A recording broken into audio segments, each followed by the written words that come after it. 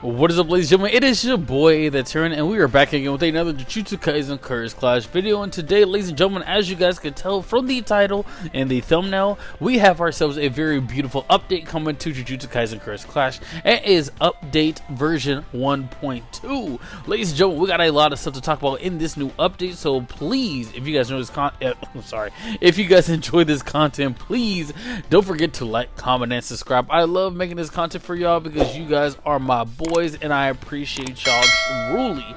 Without further ado, let's get in the video, shall we?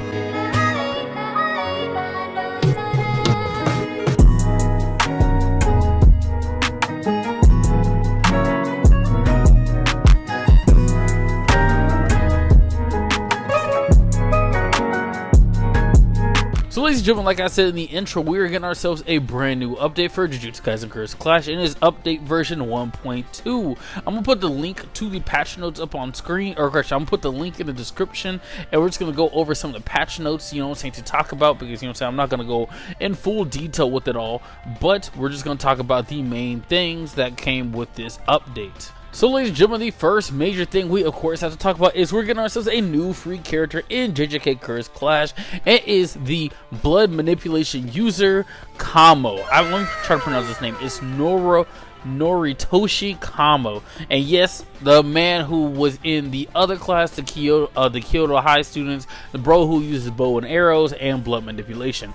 Honestly, I feel like he is going to be the perfect test subject to see how Chozo is going to be in JJK Curse Clash. So I'm glad that we're able to get him as a free character, because I think bro can honestly show us some interesting stuff.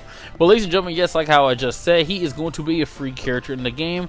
Basically what's going to happen is the update will drop this Thursday, and so basically you'll be able to get him once your game updates, right? You don't have to pay for nothing. Of course you have to have the game, but yes, he will be a free character, and he's going to be on the game on all platforms basically. Now we're going to quickly talk about him, and I'll put some screenshots up of him on screen. Basically it says right here his potential will be blood manipulation. This is a long range attacker equipped with a variety of archery techniques to aim and shoot at enemies with deadly precision.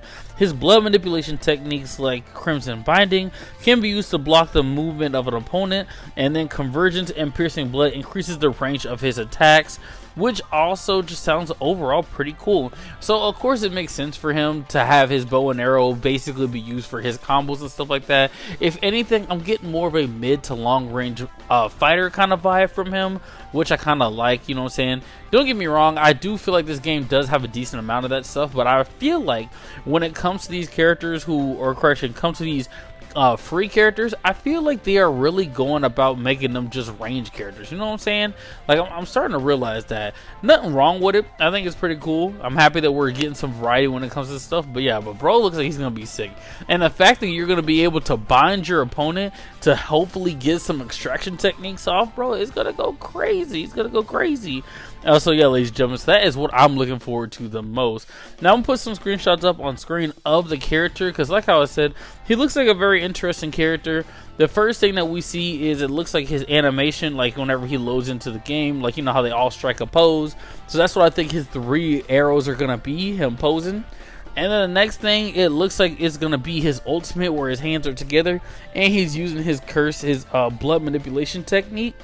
And then after that, we just have ourselves a little gameplay snippet of him using his blood manipulation technique, which looks like a very mid-range projectile. Pretty good though, pretty good.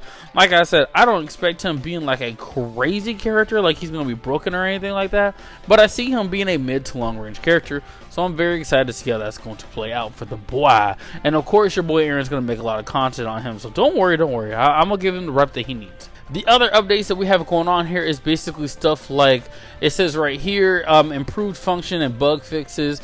So for example, the interface will have some improvement. It says during the battle, the display has been adjusted to be able to see who the target is targeting the same opponent as their partner more clearly. Okay, so basically what they're talking about is, you know how whenever you're playing the game and you have that map in the bottom right hand corner, basically it's going to show it's going to basically make it easier to see if you and your person are targeting the same person, and just basically make it clearer, right? Because typically whenever you lock on to an opponent in the battles, you see kind of like a dotted line connecting the characters. So I kind of want to see how that's going to look whenever they fix that up. Next, we have bug fixes. It just says fix the behavior of some characters in battles. And then it says some unintended behavior of characters were fixed. The details of each character described in the battle adjustment listed below.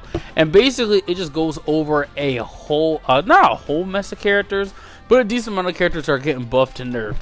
So basically I'm gonna just give it to you guys like this. I'm not gonna go into full specifics because I'm gonna make separate videos on it, but I'm gonna tell you who got buffed and who got nerfed significantly, right?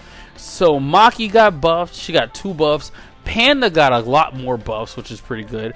Mahito got a few more buffs, basically like the speed of his attack and the knockbacks and stuff like that. Then we have Hanami, who got a lot of buffs as well. Shout out to my girl Hanami. I'm going to give Hanami a shot again because I loved playing as a character and I like her a lot. Yuta, they've been really giving Yuta some love here, y'all. Like in the last update, they gave him a bunch of buffs. Now for this one, they're giving him more buffs. So I'm really liking that for my boy Yuta. And Suguru Geto, adult, is getting a ton of buffs. A lot of his attacks are getting buffed. So he's going to be a stronger character than he was before. And now we're going to get into the other characters that have been touched. Pause. For example, Gojo and Geto, the DLC versions of them, they're getting some buffs and nerfs as well. For example, Gojo, it says for his upper, the onset of attacks have been slowed, which means his combos been slowed a little bit. But it says for the awakening of the strongest, the user is invincible after a while, becoming ready for action, and your attacks, it says attacks will be removed, attacks will remove it instantly. Oh, so I guess whenever you spawn, you'll be invincible. That's kind of interesting. It says, right here, after activating the awakening of the strongest, adjustments have been made to reduce the situation in which the player is damaged by repeated attacks. Nice, nice. And then Geto's student, it says that they have him, he has a few buffs, but right here, they did nerf his simple domain. So it says right here, Curse Spirit Manipulation, Slit Mouthed Woman. The amount of damage at level 2 and level 3 have been lowered, which thank God. Bruh, that was running the meta for the longest, and that was getting so annoying to deal with. So yeah, so they limited. It says right here that the Slit Mouthed Woman is designed to limit damage and balance the number of times it could be deployed during battle. Thank you, finally, so we can stop having people spam that man online. I'm looking forward to that. Next character we got going on here is my boy Toji Fushiguro.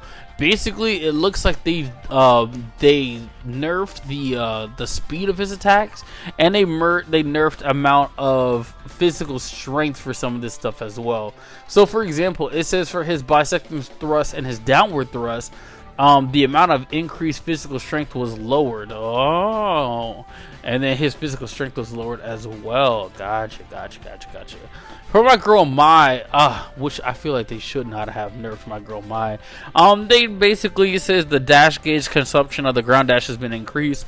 So basically, she takes more in her dash when she runs, which kind of bothers me because her dash was really coming in clutch. I really did like that a lot. And then finally we got Momo Nishimaya, and it basically says that one of the nerfs that she got is that the strength of the effective inertia just before attack is weakened. Oh man.